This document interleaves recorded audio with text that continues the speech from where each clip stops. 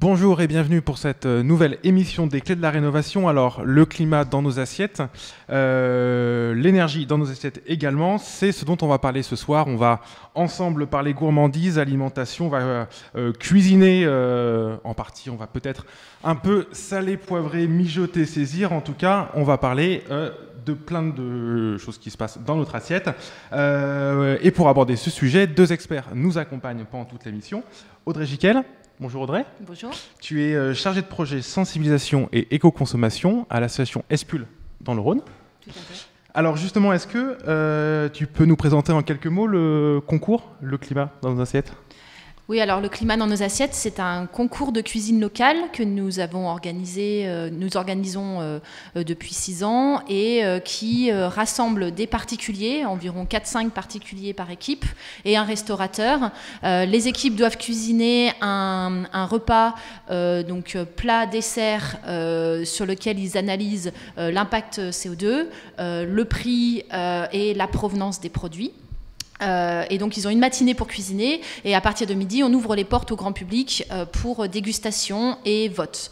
Voilà, et donc ça se fait de manière très conviviale, très sympathique et très agréable à déguster. On mange bien. Et également avec nous Simon Delis. Bonsoir Simon. Bonsoir. Tu es consultant en stratégie environnement chez Eco2 Initiative, qui a notamment conçu l'application étiquetable. Alors justement, est-ce que tu peux nous présenter cette application en quelques mots et puis éventuellement savoir ce que l'application peut nous dire sur ces délicieuses pommes qui sont posées devant nous ?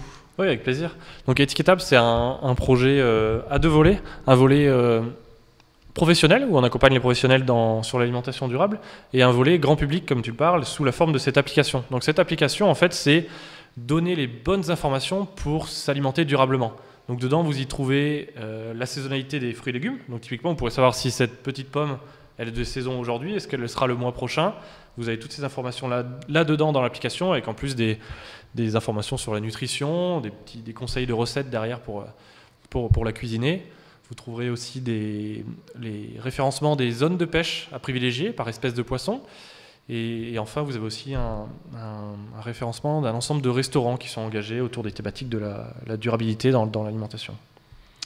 Alors, Audrey et Simon vont répondre à toutes vos questions, toutes celles que vous nous avez déjà posées sur le site www.clerenov.org ou sur Twitter.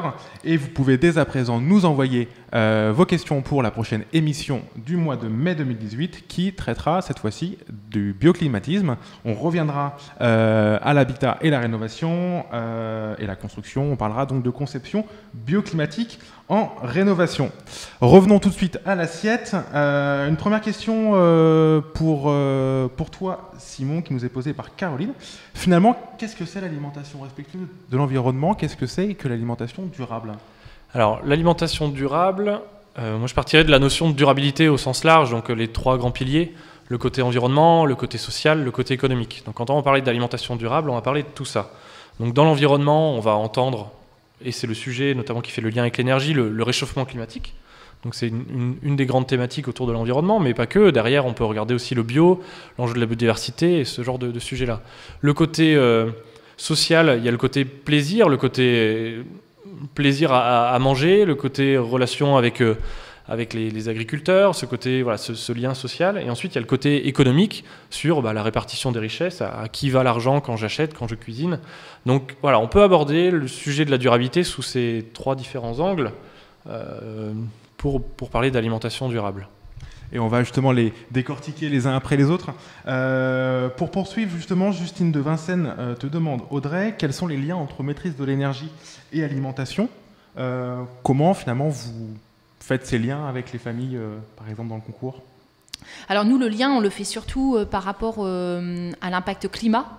C'est-à-dire qu'on va calculer l'impact CO2 du menu que chaque équipe confectionne, sachant que en fait, 30% de l'impact CO2 d'un foyer, d'un particulier, est lié à l'alimentation. Donc c'est quelque chose de très important, et donc c'est un vrai levier que de travailler sur l'alimentation pour pouvoir diminuer l'impact climat des particuliers. Donc nous, on l'aborde aborde sur ce biais-là. On explique aux gens, aux différents participants, les grands enjeux, mais après on les laisse choisir et on les laisse faire eux-mêmes le calcul, et c'est eux qui découvrent par eux-mêmes en fait ce qui est plus impactant, et c'est eux qui vont aller voir, dire bon ben du coup ah bah oui, si je mets de la viande rouge, oulala, l'impact CO2 explose, et donc voilà, ça se fait comme ça. La viande, on va y revenir par la suite. Justement, peut-être pour aller vers repasser de l'assiette au champ. Audrey nous disait que 30% des émissions de gaz à effet de serre d'un ménage sont dues à l'alimentation.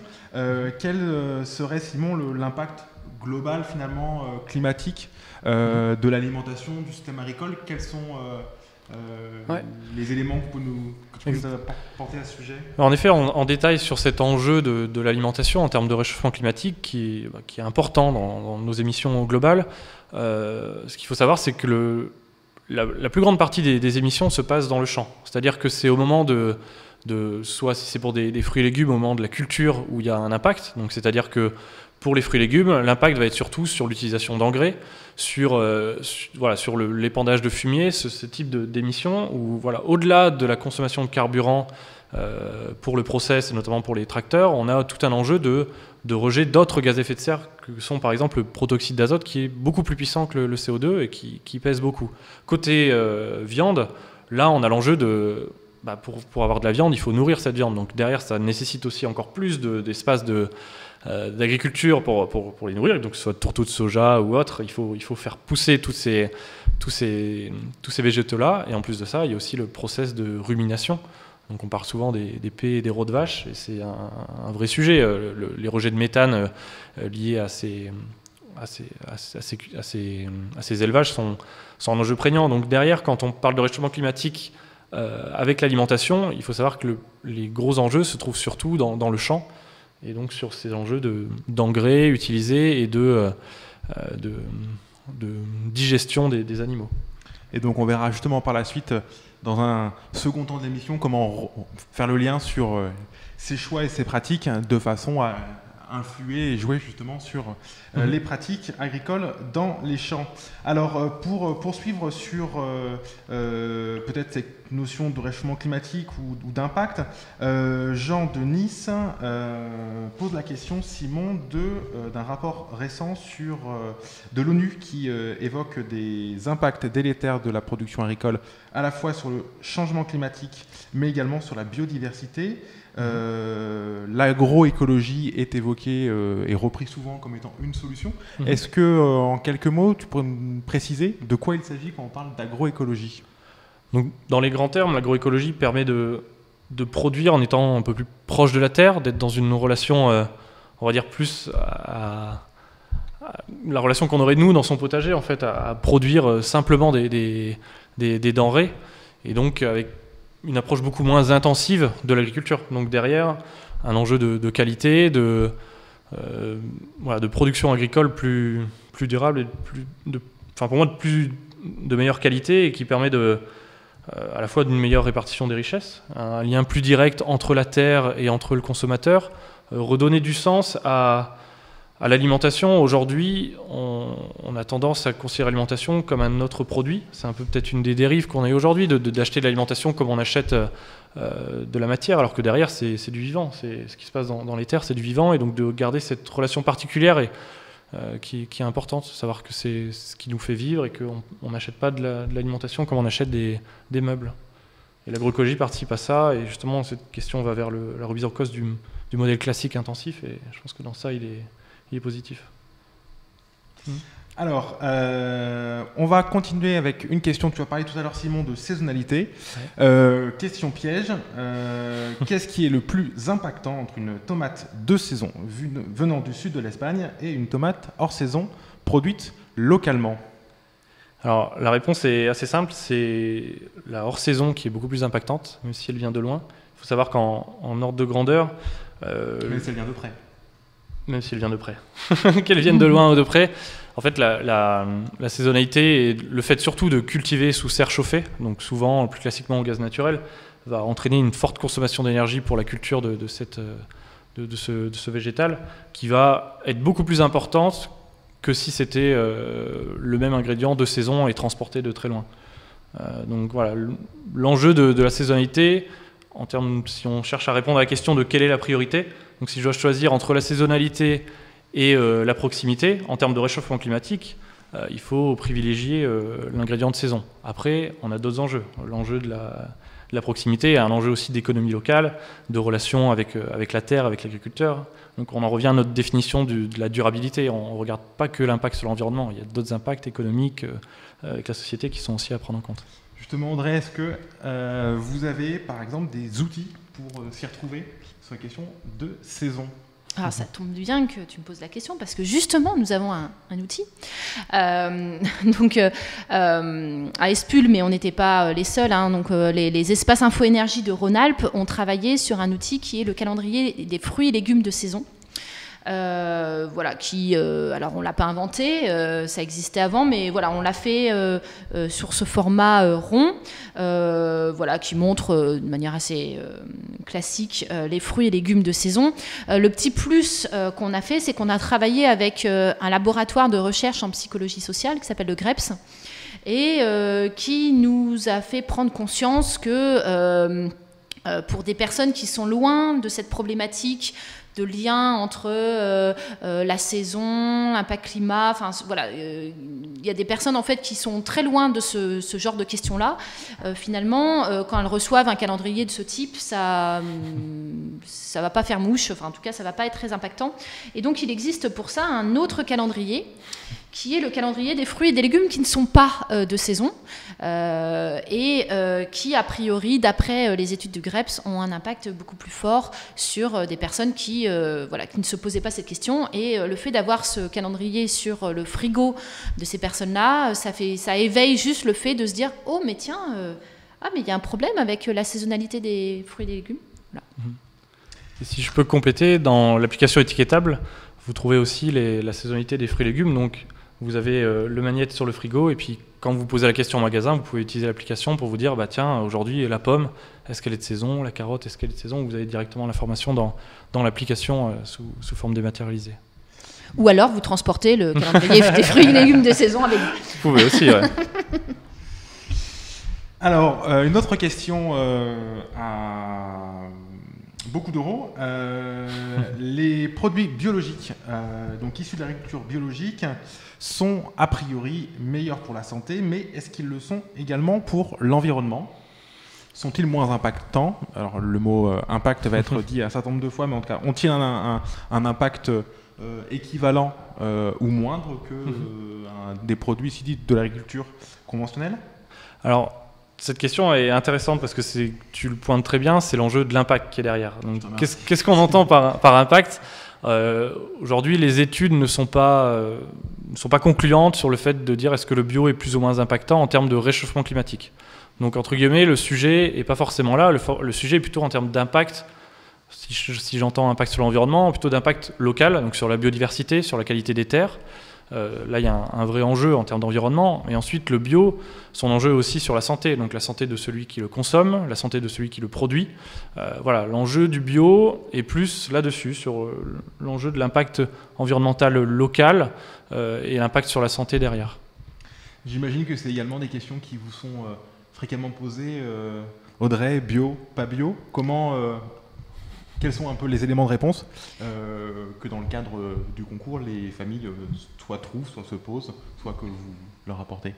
Oui, alors nous, dans le cadre du concours, notre idée, enfin la manière dont on approche l'aspect impact environnemental, c'est une approche qui est vulgarisée, c'est-à-dire le plus simple possible pour éviter de perdre des équipes parce que ça serait trop compliqué. Donc il y a des équipes qui font le choix du bio, mais pour nous ça n'a pas d'impact sur l'impact. Enfin, ça ne change rien sur l'impact CO2.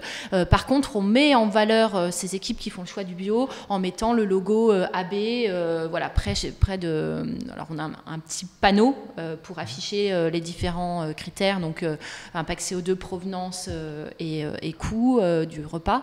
Et donc on met ce petit logo AB pour signifier que les équipes ont fait ce choix-là. Très bien. Je réinsiste juste sur le fait que, sur ce que tu as pu citer, Simon, à savoir en effet que quand on parle de santé, on ne parle pas que santé des consommateurs, mais bien aussi santé des producteurs, agriculteurs et paysans. On va continuer justement pour aller peut-être plus en détail par rapport à un point que tu as évoqué tout à l'heure sur la question de la provenance et de la distance d'approvisionnement. Aurélia de Paris précise qu'elle est a priori membre d'une AMAP, puisqu'elle est personnellement convaincue que les AMAP sont un bon moyen, le meilleur, dit-elle même, de lutter contre les industries agroalimentaires et leurs abus, moyen de préserver les agriculteurs, de favoriser les circuits courts et de changer notre rapport à la consommation en créant de la solidarité avec le monde paysan. Alors, peut-être quelques éléments de compréhension. Qu'est-ce que sont les circuits courts? Qu'est-ce que sont les AMAP? De quoi parle-t-on? Et puis, quand on replace éventuellement ces questions-là par rapport à ce qu'on se disait avant sur les questions de saison, et les autres critères environnementaux pour définir, les autres critères pour définir une alimentation durable, qu'est-ce que l'on peut dire par rapport à tout ça? Alors là, on pointe le sujet des circuits courts. Donc, l'idée, c'est d'éviter les intermédiaires. Donc, à la fois pour être en relation plus directe avec l'ingrédient et avoir quelque chose de plus frais, plus de qualité, et derrière aussi en termes de répartition des coûts et des gains derrière, d'avoir une répartition avec moins d'acteurs et et des richesses au final, exactement. Et donc l'enjeu des AMAP, c'est ça, c'est de rapprocher le consommateur du producteur sans avoir à passer par une grande centrale d'achat qui va ensuite redispatcher entre les différents magasins, et avec les dérives justement que souligne c'est Aurélia sur la grande distribution, sur les grandes entreprises agroalimentaires sur lesquelles parfois on des reproches sur cet amoncellement d'intermédiaires, et au final avec en tout cas c'est ce que réclament les agriculteurs, d'avoir une meilleure répartition des richesses, puisque eux sont en bout de chaîne et ne voient pas forcément toute la richesse. Donc les AMAP sont un excellent moyen d'avancer là-dessus. Juste pour préciser l'acronyme. AMAP, Association pour le maintien de l'agriculture paysanne. C'est juste pour... je me suis rendu compte qu'on l'avait dit sans préciser. Peut-être pour revenir à la définition de circuit court, c'est effectivement un intermédiaire maximum. Donc c'est soit l'achat direct au producteur, mais ça peut être aussi des espaces de vente collective, comme on en voit, donc plusieurs producteurs qui se réunissent pour pouvoir vendre en un point. Ça fait aussi partie des circuits courts, même s'il y a un intermédiaire. Voilà. Justement, sur les circuits courts, comment, dans le cadre ou sur la logique d'approvisionnement, toujours pareil dans le cadre du concours, j'imagine que les choses surgissent d'elles-mêmes en fonction de, pas au moment où on se pose la question mais en fait d'où viennent ces pommes, d'où viennent les produits que je vais utiliser.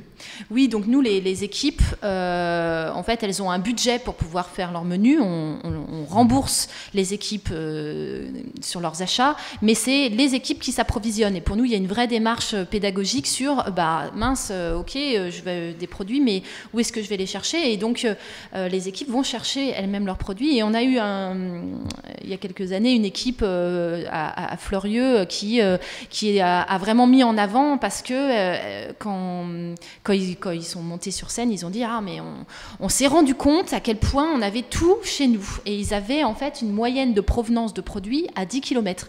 Donc ils avaient vraiment trouvé l'ensemble des produits autour de chez eux pour faire un repas complet, et voilà, donc ça montre bien là dans cette équipe à quel point ils avaient cherché et découvert qu'autour de chez eux, ils avaient tous les produits disponibles. Donc, cherchons autour de... Voilà, commençons par chercher. Alors, vous avez abordé à plusieurs reprises tout à l'heure la question de la viande. Donc, on va y revenir justement avec cette question de Jérôme, qui vit en Auvergne et qui vous demande pourquoi, ou plutôt, est-ce que vous pouvez expliquer pourquoi il est nécessaire, ou en quoi il est nécessaire de réduire notre consommation de viande, notamment de viande rouge, et pourquoi on entend de plus en plus parler des légumineuses comme substitut à cette viande. Est-ce que peut-être justement sur les éléments les chiffres globaux un peu sur les enjeux, tu peux nous préciser, Simon, ce qu'il en est? Oui, tout à fait. Alors l'enjeu de la viande rouge, c'est un animal, donc il faut nourrir. Donc derrière, il y a besoin de produire de l'alimentation pour cet animal, et en plus il rumine, donc il dégage des gaz qui sont impactants. Donc au final, si on regarde les chiffres qui sont donnés par l'ADEME, l'Agence de l'environnement, si on prend 100 grammes de viande rouge, on va émettre de l'ordre de 3000, donc je parle en grammes CO2 équivalent, mais ce qui est important c'est d'avoir cette ordre de grandeur de 3000. Derrière, quand on regarde plutôt de la viande blanche, on va être plutôt autour de 500. Ensuite, quand on regarde les autres produits animaux, donc par exemple je pense aux œufs, là on va être plutôt autour de 200. Et ensuite, quand je regarde les légumineuses, je vais être en dessous de 100. Donc les légumineuses sont une façon d'apporter des protéines de manière végétale. Donc on a en fait, si on fait le lien avec l'énergie, c'est un lien, on perd moins d'énergie. C'est-à-dire que plutôt que de faire pousser un champ, faire pousser des végétaux dans un champ qu'on va ensuite donner à un animal pour créer de la protéine, il y a un intermédiaire qu'on peut enlever en mangeant directement la protéine végétale. Et donc les légumineuses associées aux céréales permettent de reconstituer l'ensemble des acides aminés qu'il y a classiquement dans les protéines complètes qui sont animales. Justement, par rapport à vos expériences, qui j'imagine doivent être aussi parfois être source de découvertes, de goûts différents, d'expériences différentes. Oui, du coup, nous, les équipes, pareil, font le choix du végétarien ou pas. Certaines équipes, voilà, ça n'est absolument pas imposé. On n'a jamais eu de bœuf de manière assez surprenante. En tout cas, ceux qui voulaient de la viande ont tous été sur des volailles. On a eu une fois du poisson, mais effectivement, le végétarisme, c'est assez intéressant. Et j'ai l'anecdote d'une équipe qui s'appelait Femmes d'ici et d'ailleurs. C'était des femmes d'un centre social qui se réunissaient pour cuisiner régulièrement et cuisiner pour servir à une centaine de personnes plusieurs fois dans l'année. Et l'argent récolté leur permettait de faire un projet ensemble, et en particulier un voyage. Enfin, voilà, c'était vraiment quelque chose, une démarche personnelle. Voilà. Et ces femmes, puisque c'était que des femmes, se sont retrouvées, enfin on les a mis avec un restaurateur qui était un restaurateur d'un restaurant végétarien. Et ça a fait une petite alchimie, une synergie qui a été extraordinaire, parce que ces femmes qui avaient toujours eu l'habitude de cuisiner de la viande se sont retrouvées à trouver des substituts et à cuisiner, et en même temps le restaurateur, qui lui était plutôt un restaurateur de culture française, a trouvé cette alchimie de mélanger avec des goûts orientaux. Et en fait, ce qui est assez étonnant, c'est que il a invité ces femmes à revenir par la suite pour apprendre des plats traditionnels de chez elles. Voilà, pour donner un exemple d'alchimie qu'il y a. Et il se trouve que après le concours de cuisine, ces femmes ont cuisiné la centaine de repas en reprenant la recette qu'elles avaient élaborée pour le concours. Voilà, et ça a été un grand succès. Et un grand moment de plaisir à la fois pour les papilles et voilà, pour les participants. Partagé. Alors, on va continuer avec une question justement de la région lyonnaise. Irène, qui évoque éventuellement, notamment dans le cadre de régimes végétaliens, des substituts qui peuvent justement provenir de loin. Et qui peuvent occasionner une dépense pour le transport qui n'est pas négligeable. Justement, sur les enjeux associés à cela, Simon, quels sont-ils ? Tu nous parlais tout à l'heure de la question de la saisonnalité, que finalement il était préférable, si je ne dis pas de bêtises, de consommer de saison plutôt que local. Donc, quel impact du transport ? Alors, je caricature. Quand on regarde sur le changement climatique, oui, bien sûr. D'un point de vue changement climatique, est-ce que tu peux nous préciser quel est l'impact du transport justement sur l'approvisionnement, enfin sur les global du changement climatique? Alors l'enjeu, pareil, ça fait écho à quels sont les grands enjeux, les grandes priorités si je veux réduire l'impact de mon alimentation. Donc on a vu, le premier enjeu, c'est la viande rouge. Donc si je suis sur un régime classique, on va dire français aujourd'hui, donc avec de la viande intégrée, dedans on se rend compte très vite que la part du transport en termes d'impact, pour le réchauffement climatique, j'entends, est faible, voire très minime. Ensuite, si on rentre dans un régime végétarien, où là on a un impact qui est moindre parce qu'on a enlevé tout ce qui était protéines animales, là le transport va avoir un vrai enjeu. Parce que si je mange que du végétal, qu'il soit local ou très lointain, là j'ai un vrai enjeu à travailler avec du produit local. Donc si je remets en ordre de grandeur, c'est le plus bas, c'est du végétarien de saison locale. Ensuite, si je En termes d'effet sur le réchauffement climatique. Donc si je fais le même plat mais avec des ingrédients qui viennent de loin, je me trouve un peu juste au-dessus. Et ensuite, si je remplace mes légumes par de la viande, là je me retrouve encore au-dessus, quelle que soit l'origine. Donc voilà, ça peut répondre à la question d'Irène sur l'enjeu de l'origine. C'est moins impactant que de la viande quand on est végétarien, mais entre deux plats végétariens, ça joue énormément le transport. Donc mieux vaut dans ce cas-là s'approvisionner à proximité, idéalement. Et là, je parlais uniquement du réchauffement climatique. Hein. Oui. Après, on est encore sur les enjeux de proximité, d'économie locale et qui sont complémentaires. Ouais. Après, si je peux rebondir par rapport à ces questions très technocrates sur les calculs d'impact, nous, la manière dont on voit les choses, c'est qu'effectivement, nous, pourquoi on va sur cette question de l'alimentation, c'est parce que c'est un super... c'est convivial, c'est agréable, c'est bon. Et du coup, c'est une manière, en fait, d'aller toucher la question climatique, de toucher des personnes qu'on n'aurait pas forcément pu toucher, avec quelque chose qui donne envie, quelque chose qui fait plaisir. Et donc des fois, c'est bien de se prendre la tête sur ces questions d'impact CO2, mais il ne faut pas oublier que l'alimentation, c'est là aussi pour se faire plaisir. Et nous, on travaille beaucoup sur tout ce qui est la psychologie du changement. Et du coup, aborder la question de est-ce qu'il faut mieux ça que ça. Des fois, on prendre un peu de recul et se dire c'est bien d'avoir les grands enjeux, les grandes théories, et puis après de se faire plaisir. Justement, et après je te promets, Audrey, c'est la dernière question que je te pose à ce sujet, mais je te la pose quand même puisqu'elle a été posée. Comment calculer l'impact de son assiette de manière simple ? Je te promets, c'est la dernière question. Non, mais voilà, mais c'est quand même intéressant, effectivement, parce qu'il y a des personnes qui sont intéressées par ce calcul d'impact CO2. Donc nous, dans le cadre du défi Le climat dans nos assiettes, on avait mis en place un calculateur assez simple sur les données de l'ADEME, donc un tableau Excel très simple avec des valeurs moyenner si on avait plusieurs... quelque chose d'assez simple.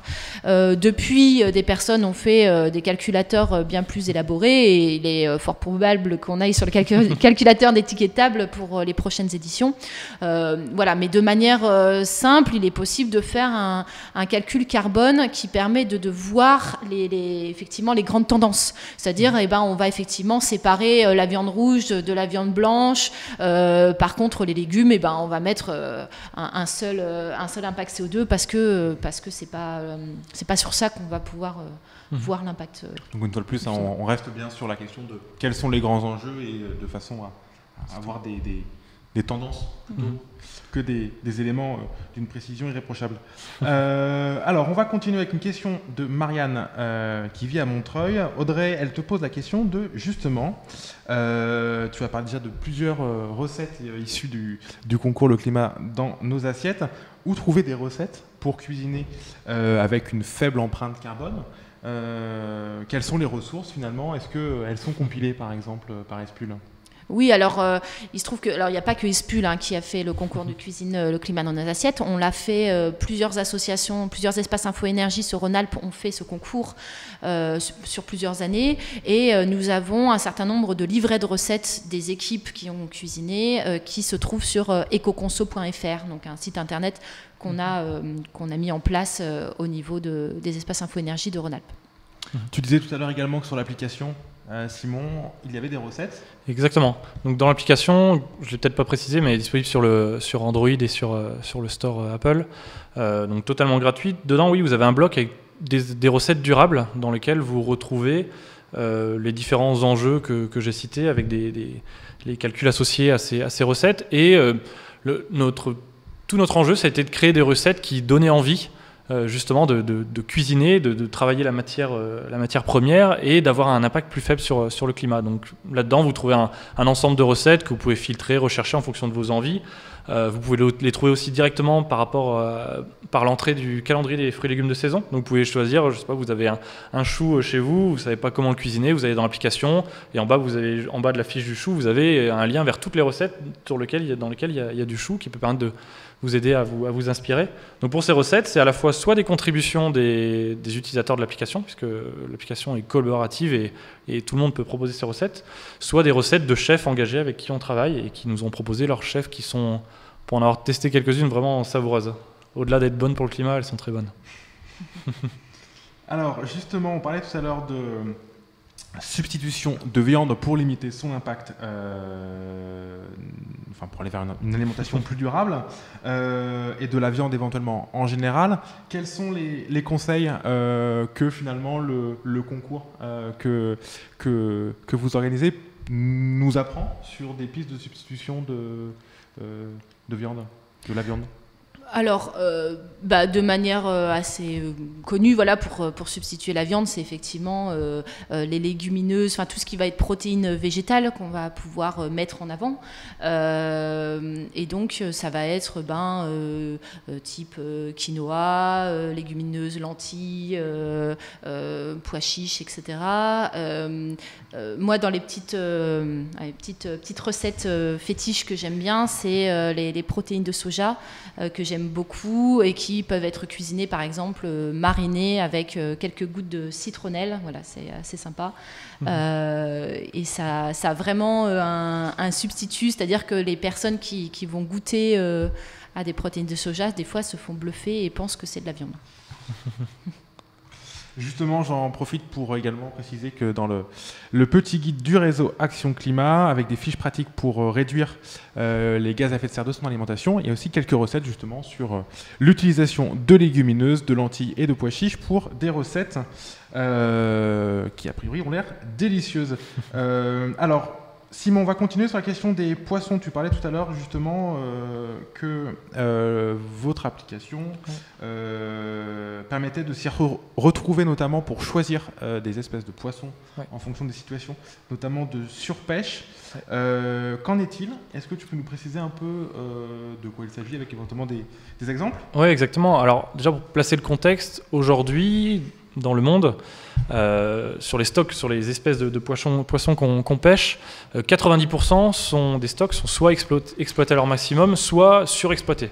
Donc c'est-à-dire qu'il y a 30% des stocks de poissons qui sont surexploités, c'est-à-dire un taux qui aujourd'hui ne permet pas leur renouvellement. Donc derrière, quand on veut consommer du poisson, il y a la question de est-ce que je vais consommer un poisson qui vient d'une zone dans laquelle il est en danger car surpêché. Donc là-dessus, nous, on n'a pas inventé de données. On travaille avec une association qui s'appelle Éthique Océan, qui fait ce travail-là de référencer les zones de pêche à privilégier. Donc dans l'application, vous verrez, il y a directement une section dédiée aux poissons, dans laquelle vous trouverez tous les poissons, toutes les zones de pêche. Même ça va même finement sur, par exemple, vous prenez un anchois. Sur l'anchois, quelle zone de pêche il faut privilégier.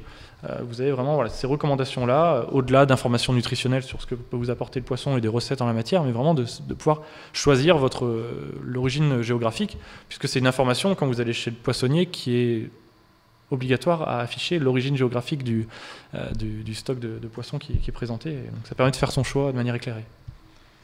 Alors, on va continuer avec un autre sujet qui est associé à l'alimentation, à la cuisine et à la bouffe, c'est la question du gaspillage alimentaire. Comment éviter le gaspillage alimentaire à la maison? Quelles sont un peu les bonnes pratiques associées, Audrey?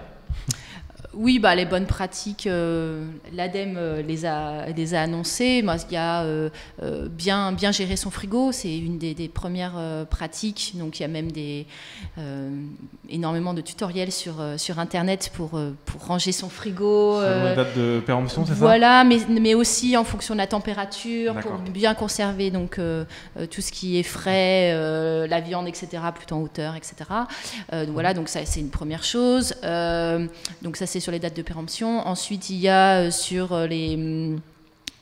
cuisiner la juste dose pour éviter d'avoir à jeter, ou alors devenir expert en réutilisation de restes. Voilà, donc d'ailleurs à Espul, nous faisons des ateliers anti-gaspi pour cuisiner les restes. Ouais. Et ensuite, Les si tu veux, je complète, il y a le dernier point où ils encouragent à utiliser les fruits et légumes même défraîchis et les fans aussi. C'est un point important. Vous retrouvez aussi dans l'application plein de recettes et d'astuces pour cuisiner les fans. Donc je pense aux fans de poireaux, aux fans de choux, aux fans de carottes. Il faut savoir que quasi dans un fruit ou un légume que vous achetez, quasi l'intégralité est consommable sous formes différentes. Vous pouvez faire des houmous, faire des soupes. Voilà, il y a différentes manières de cuisiner les fans pour éviter ce gaspillage. Après, il y a également pardon, je complète, mais tout ce qui est les épluchures, c'est-à-dire que si les aliments sont bio, en fait, il est conseillé même d'utiliser les épluchures, puisqu'en fait, c'est là où il y a le plus d'apports nutritifs. Et donc, voilà, si on a fait le choix du bio, on peut utiliser les épluchures, soit juste ne pas les enlever, en fait, utiliser le produit tel quel, soit les enlever quand même et puis faire des frites par la suite. Et c'est très, très bon. Alors justement, puisque vous en parliez, le petit guide de l'ADEME, dont voici la couverture. Au quotidien, mangez mieux, gaspillez moins, tout un programme que nous vous invitons bien sûr à consulter. De toute façon, il est disponible et sera disponible sous la vidéo de l'émission et vous pourrez directement télécharger ce petit guide et vous l'approprier. Alors, on va continuer avec une question de Mireille de Romainville. Je me tourne également, on va rester sur la question des déchets, je me tourne vers toi Audrey. En quoi c'est utile de composter ces aliments ? Puisque finalement on a parlé de toute la partie avant l'assiette, dans l'assiette, et puis finalement il y a aussi éventuellement qu'est-ce qu'on fait en effet des restes, de ce qu'on pourrait jeter. En quoi c'est utile de composter ces aliments ? En fait, une poubelle standard du français moyen est composée de 30% de déchets organiques, c'est-à-dire de déchets compostables. Donc si on composte les déchets, déjà on diminue d'un tiers la poubelle, ce qui n'est pas négligeable. En plus de ça, le compost se transforme en un merveilleux engrais pour le jardin. Donc voilà, c'est doublement bénéfique. J'en profite justement également pour préciser que l'ADEME a également sorti un petit guide que faire de ces déchets, moins jeter et mieux trier. Et puis par ailleurs, beaucoup de collectivités, beaucoup de communes ou d'intercommunalités mettent à disposition des composteurs, soit individuels, soit collectifs. Dans ces cas-là, n'hésitez pas à vous rapprocher soit éventuellement d'un conseil de quartier, soit sinon de votre commune directement pour savoir ce qu'il en est et si éventuellement du matériel peut vous être mis à disposition. Alors, on va continuer. Alors là, maintenant, on va aborder la question des méthodes de cuisson. On va vraiment jusque tout éplucher sur la question de la cuisine solaire. Est-ce que vous avez déjà testé, Simon ? Non, moi, j'ai jamais testé. Audrey ? Il se trouve qu'à Espul, pendant un temps, une de mes collègues a mis à disposition un cuiseur solaire et qu'on a fait réchauffer nos plats pour manger le midi. Voilà, donc ça demandait un petit peu d'anticipation, mais on a testé effectivement la cuisine solaire et voilà, comme je dis, ça demande un peu d'anticipation, mais ça réchauffe aussi bien qu'un micro-ondes. Puisque les durées de cuisson, naturellement, ne sont pas les mêmes. Voilà, mais ça préserve mieux les aliments. C'est sûr. Alors, une dernière question que je vais vous poser. On a parlé principalement de la restauration, de l'alimentation à la maison. Simon, quelles sont les pistes d'action et éventuellement sur quoi est-ce que vous travaillez pour un changement alimentaire, là maintenant sur la restauration collective ? Ouais. Alors là-dessus, nous, il y a deux niveaux. Il y a d'abord dans l'application, vous retrouvez aussi des restaurants engagés. Donc c'est une manière de les valoriser, de mettre en avant leur démarche de restaurateurs vers une alimentation plus durable. Donc c'est un premier volet. Et au-delà de ça, nous, on a une activité professionnelle en tant que cabinet de conseil où on accompagne les restaurateurs, que ce soit publics ou privés, donc notamment sur la restauration collective, à mieux connaître leurs impacts, donc à avoir une meilleure visibilité de l'impact environnemental sur la société, l'impact économique de leurs achats alimentaires. Et derrière aussi, ce qui est important de regarder, c'est l'enjeu nutritionnel, puisque quand tu parles de restauration collective, c'est soumis à de nombreuses règles en termes de nutrition et de calendrier de plats à proposer notamment aux enfants.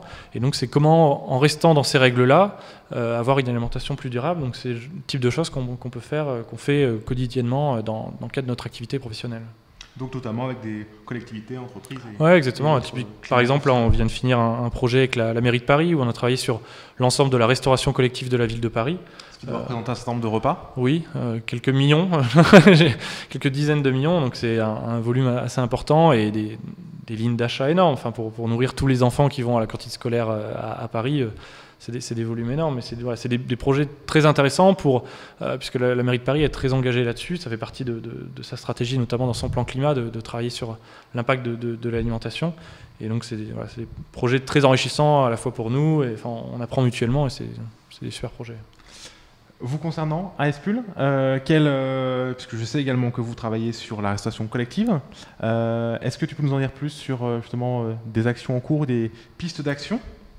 Oui, alors nous, on cherche à faire prendre de l'ampleur à cette action de climat dans nos assiettes, en particulier en partenariat avec le réseau Action Climat, pour faire une action nationale. L'idée, c'est de faire un concours donc, national où les équipes seraient des équipes montées par des instituts de formation, lycées professionnels, voilà, dans la restauration ou l'hôtellerie, pour qu'il y ait une prise de conscience au sein de ces futurs restaurateurs de l'impact climatique. Et donc l'idée, c'est de faire un gros événement, voilà, pourquoi pas sur Lyon ou sur Paris, de rassembler une dizaine d'équipes de ces jeunes en formation et de faire la même chose que le concours qu'on fait d'habitude avec des particuliers. Mais donc là, avec des futurs professionnels, avec des professionnels en formation. Et si je peux rajouter un petit élément, on est en lien également avec un groupe de restaurateurs qui souhaitent mettre en avant une sorte de label des restaurateurs qui font attention au climat, et ça s'appelle Bon pour le climat. Ils ont en ligne un calculateur qui permet de calculer, et ils ont un petit macaron qui mettent voilà, à l'entrée. Et donc c'est quelque chose aussi qu'on met en avant, et ils sont partenaires de notre projet avec le RAC, le réseau Action Climat. Très bien. Alors, pour terminer sur une note goûtue et savoureuse, quelle serait pour nos auditeurs et auditrices, Simon, ta recette de saison que tu conseillerais à cuisiner ce soir ou demain ?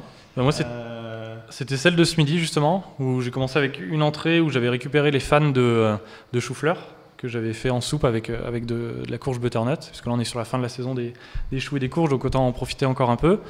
Et ensuite j'avais fait un plat où, justement à base de protéines végétales, où j'avais associé du riz avec un curry de lentilles, encore une fois avec du chou. Donc voilà, le plat complet, et puis une petite pomme en dessert simplement. Ton conseil, recette? Ma petite recette, une bonne soupe. On est encore, on est un peu moins dans l'hiver, on est déjà au début du printemps, mais oui, s'il te plaît. mais une petite soupe butternut coco châtaigne. Voilà. Non, alors le coco est pas très local, mais la butternut s'associe très bien avec ce goût exotique. Eh bien, en tout cas, merci beaucoup. Plein de recettes à découvrir, à cuisiner, à préparer, pour se faire plaisir et s'engager vers une alimentation plus durable. Et puis également se faire plaisir soi-même, mais bien sûr en famille, entre amis ou avec ses collègues. Cette émission se termine. Merci beaucoup Audrey, merci beaucoup Simon. Merci. Pour vos réponses précises, pour toutes vos explications. Vous trouverez donc beaucoup d'informations sur les ressources qui seront mises à disposition sur le site de l'émission. J'ai cité les différents guides de l'ADEME, celui du réseau Action Climat. Également, nous vous conseillons de feuilleter, voire même plus de lire, la revue durable que vous trouverez très probablement dans votre bibliothèque municipale. Donc beaucoup de ressources. Et puis bien sûr, si vous voulez vous plonger un peu plus sur qu'est-ce que serait demain le système agricole et éventuellement notre système alimentaire demain, je vous invite à consulter le scénario After 2050 qui analyse tout ça en détail. Merci beaucoup en tout cas à vous de nous suivre pour l'émission des Clés de la Rénovation. Vous pouvez toujours, on l'avait déjà dit lors de la dernière émission, pour celles et ceux qui auraient oublié, vous pouvez toujours participer au concours 1 haïku pour le climat. Participation possible jusqu'au 30 avril prochain sur la page sur le site du Clair, à la page concours, clair.org/association/concours. Comme je disais tout à l'heure, prochaine émission des Clés de la Rénovation en mai 2018 sur le thème de la conception bioclimatique en rénovation. Dès à présent, vous pouvez nous transmettre vos questions, à la fois sur Twitter, mais également sur le site www.clerenov.org. Merci à nos partenaires, l'ADEME, la Maison écologique et Actu Environnement. Enfin, Audrey l'a cité à plusieurs reprises tout à l'heure, rappelez-vous que pour avoir des conseils, notamment sur la consommation responsable et l'alimentation durable, vous pouvez contacter votre espace Info-Énergie.